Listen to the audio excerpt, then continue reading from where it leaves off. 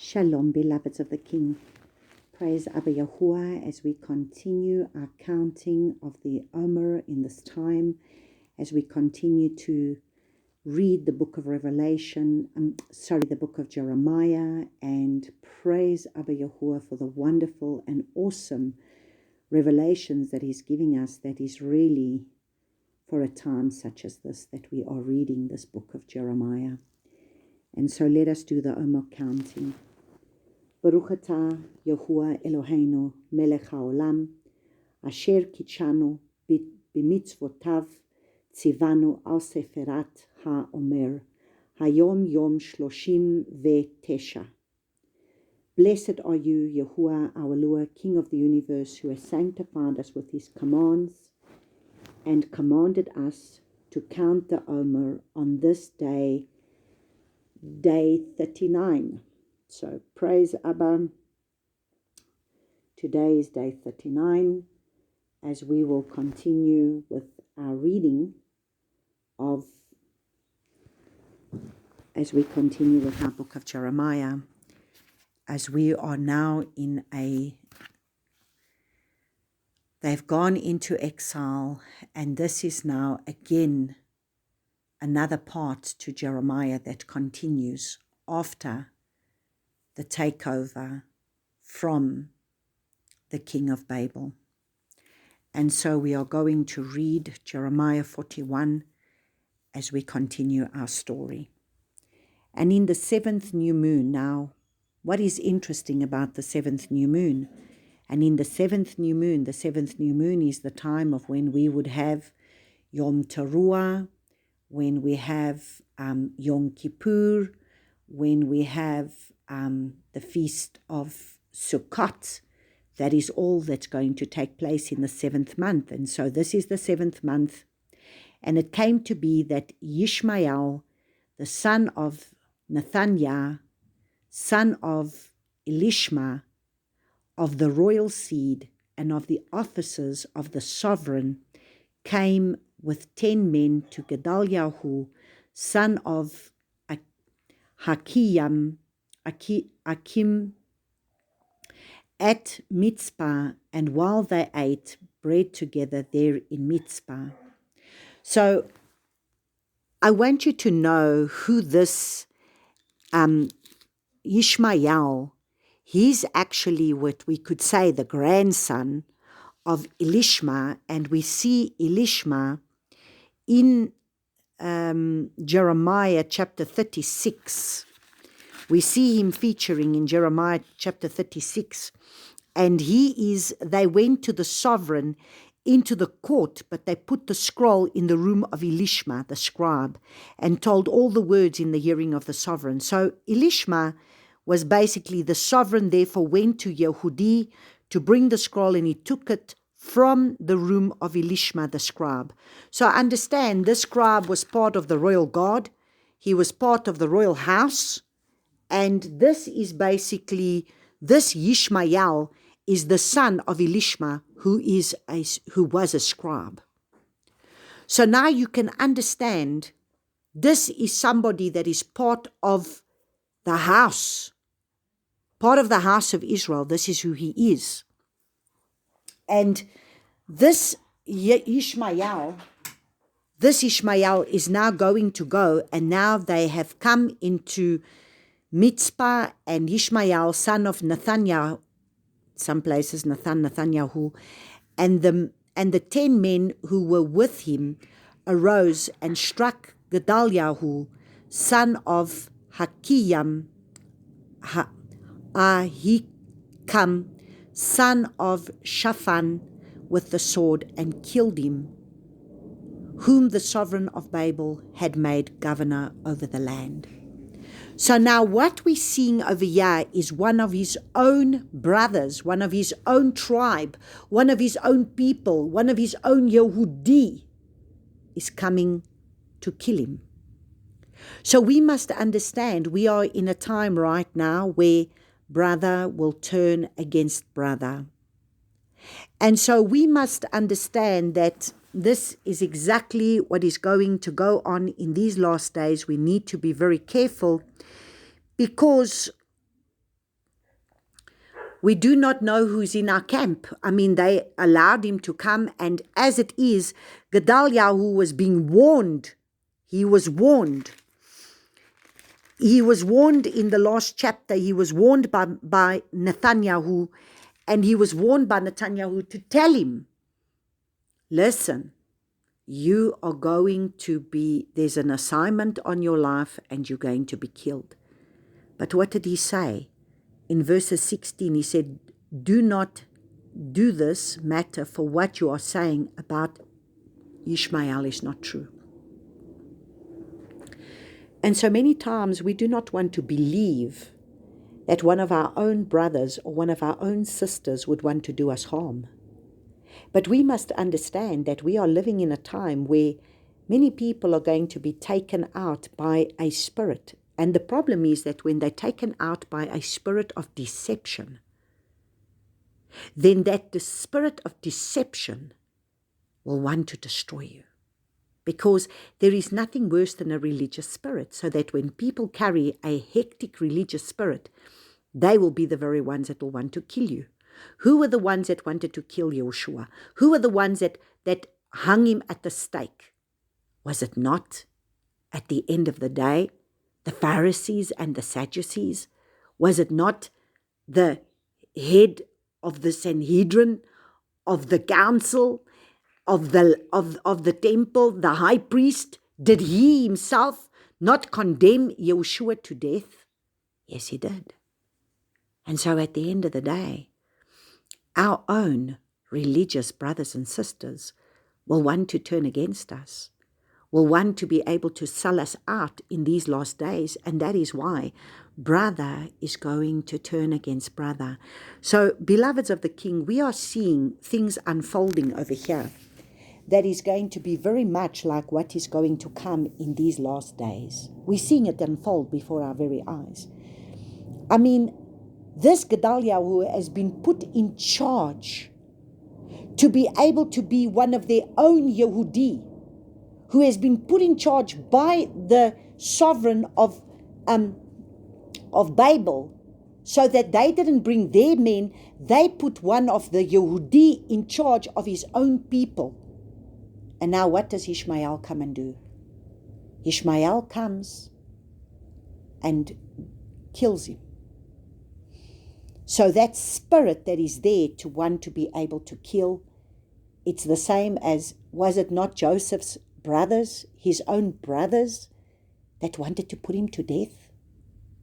That then Yehuda said, don't kill him, let's sell him to the Ishmaelites.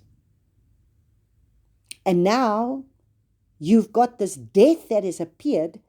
I mean, he didn't just kill Gedaliah, he killed him whom the sovereign of Babel had made governor over the land, and then Ishmael struck all the Yehudim who were with him, and with Gedaliah at Mitzpah, and the Kasdim who were found there, the men of battle.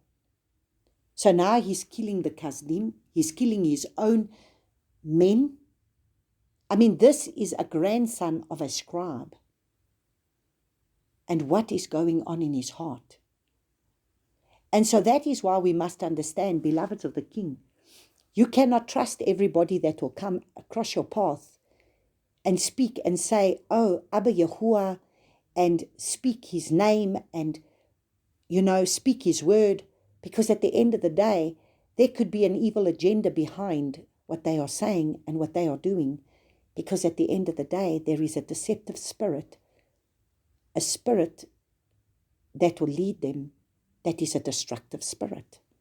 And this is exactly the spirit that this Ishmael has upon him.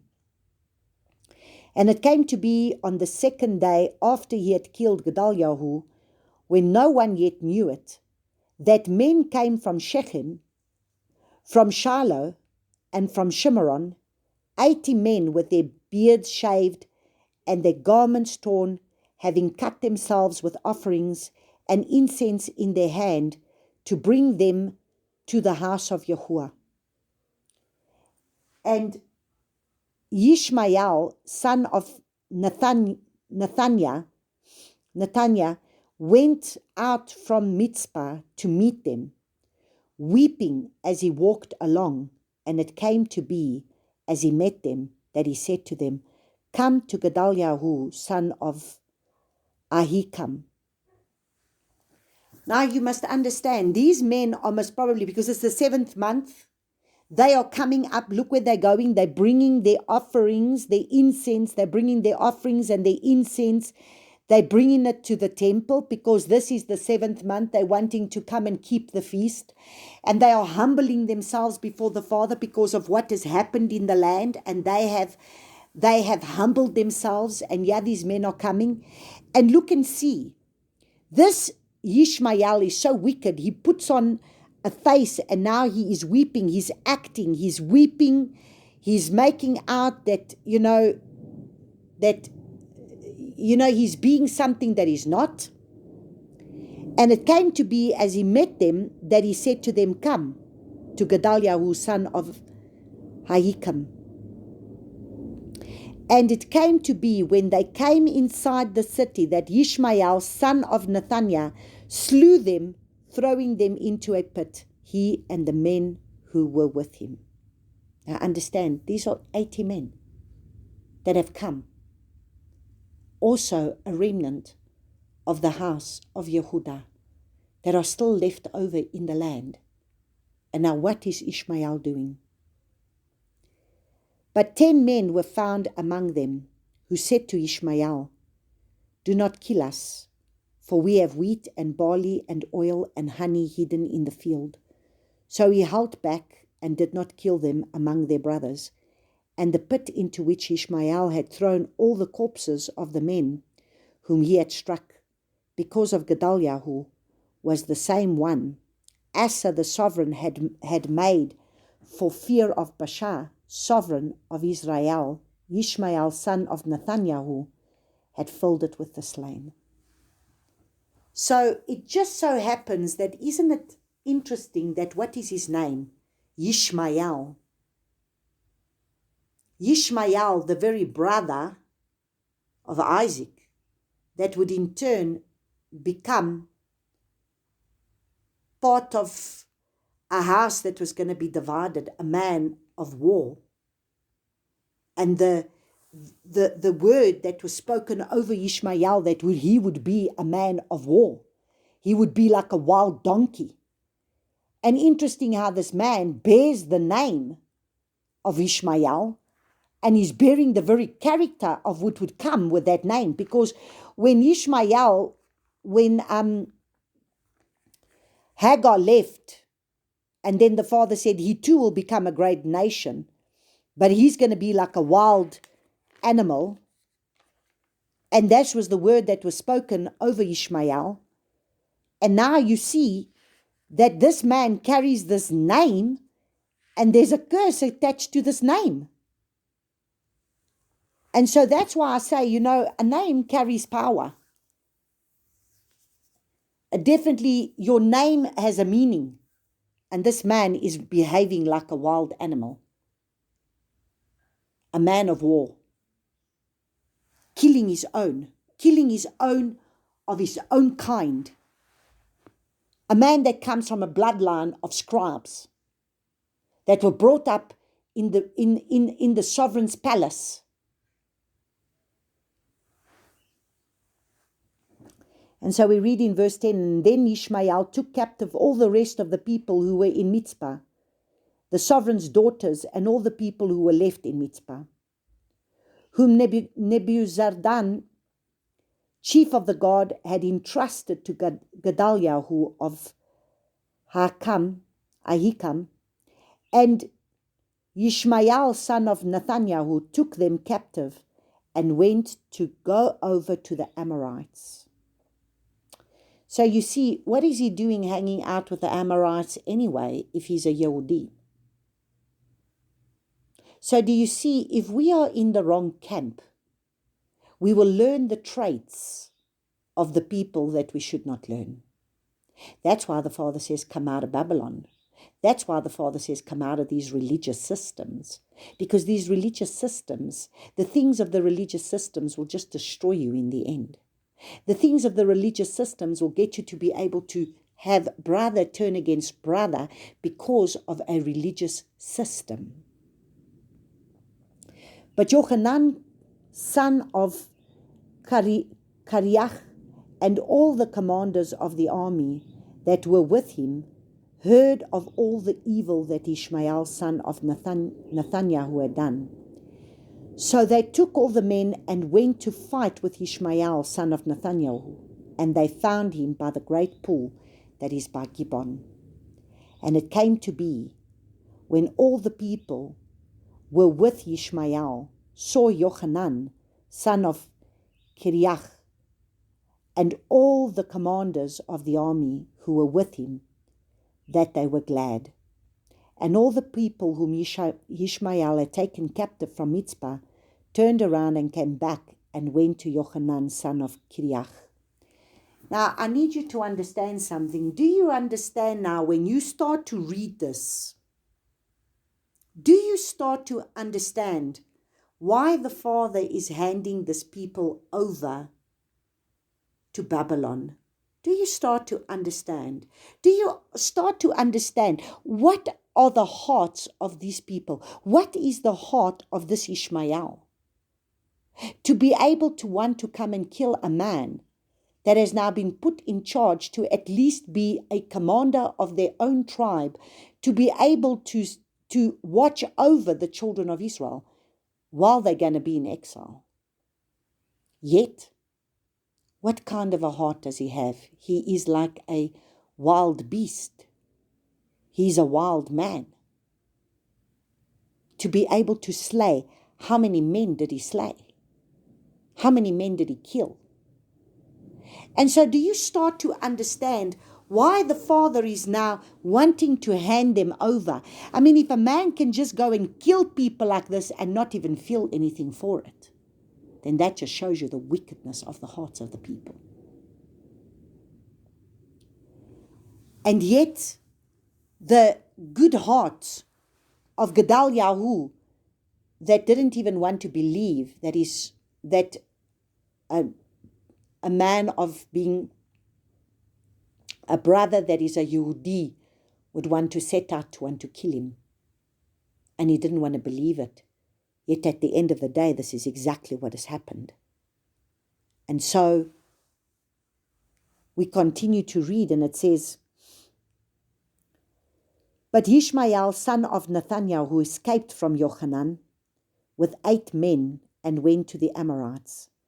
Then Yochanan, son of Kareach, and all the commanders of the army that were with him took from Mizpah all the rest of the people whom he had recovered from Ishmael, son of Nathaniah, after he had struck Gedaliah, son of Ahikam, the mighty men of battle, and the women and the children and the eunuchs whom he had brought back from Gibeon. And they set out and dwelt in lodging in the lodging place of Kimham, which is near Bethlehem, to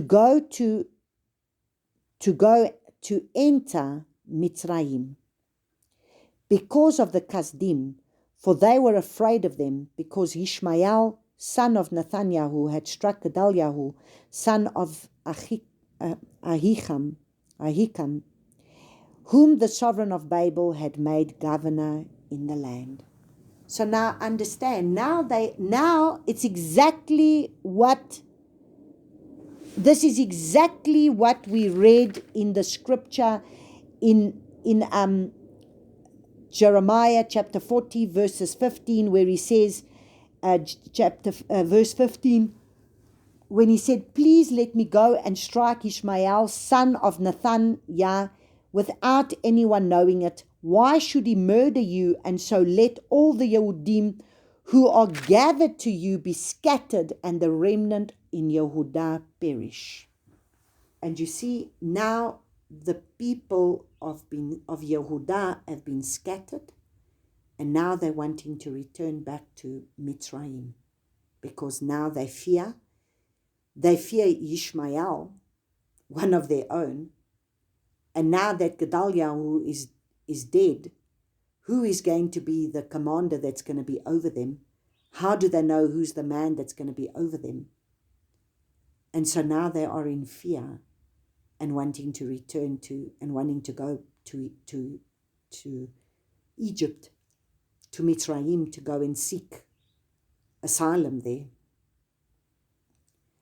And so do we see what is going on? And now we see the heart of the Father, of why he knew the wicked hearts of the people and why he was wanting to hand them over to Babylon, because he knew that even the priesthood was wicked.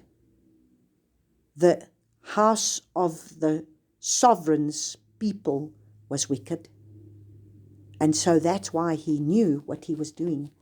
And so many times we do not understand the Father's way, and we question the Father's way.